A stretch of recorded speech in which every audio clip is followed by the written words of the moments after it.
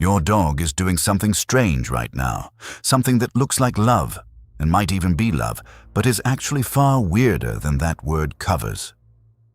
Picture this.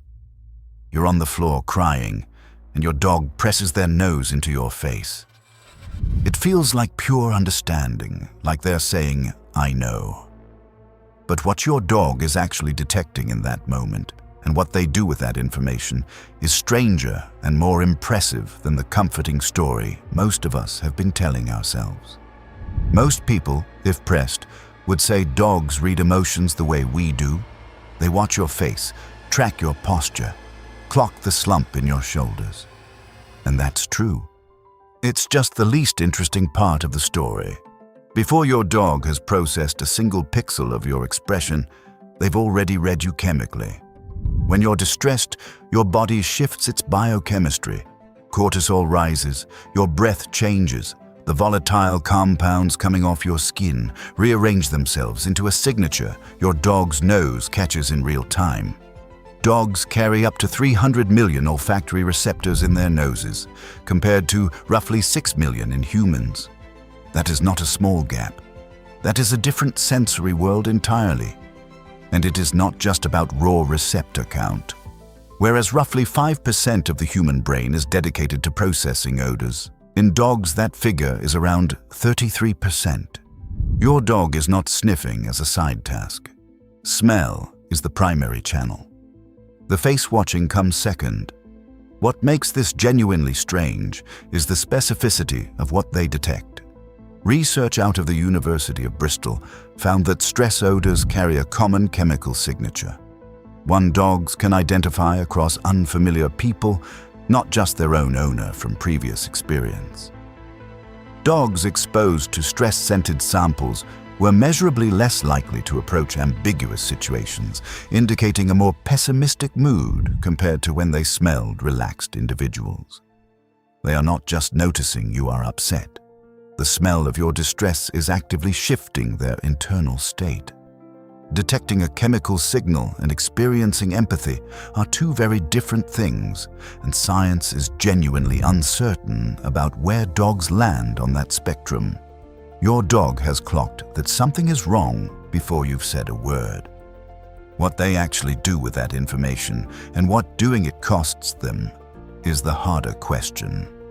Before we go further, your dog has already read your emotional state through smell before you've even looked at them. Does that change how you think about what's actually happening when your dog comes to comfort you? Drop your answer in the comments below. Now here's where it gets even stranger, because detecting your distress is only half the equation. Your dog has detected your distress, and here is where the story gets genuinely uncomfortable.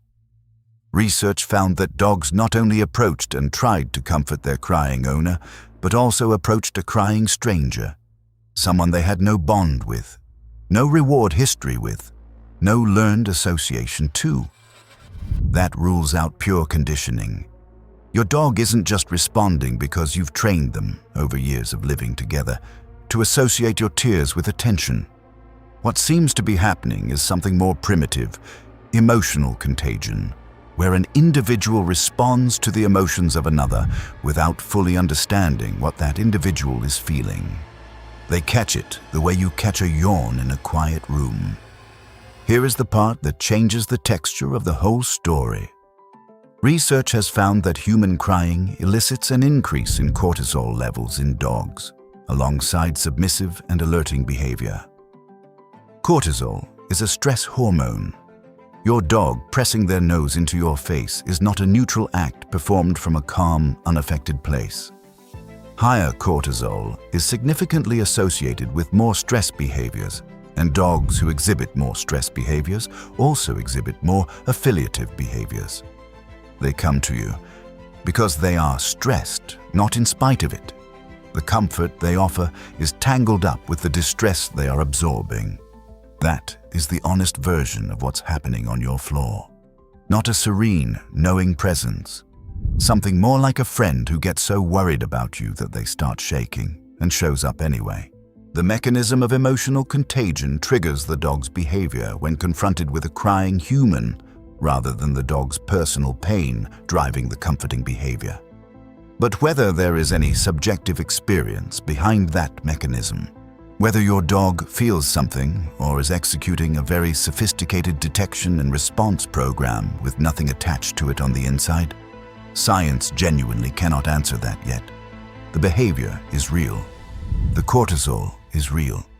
The inner life remains, for now, out of reach. What your dog does when you cry costs them something measurable. Whether it means something to them the way it means something to you is the question researchers are still sitting with, and perhaps the most interesting thing about the relationship you thought you already understood. Subscribe for more science that replaces the comfortable story with the true one, and watch the next video right here.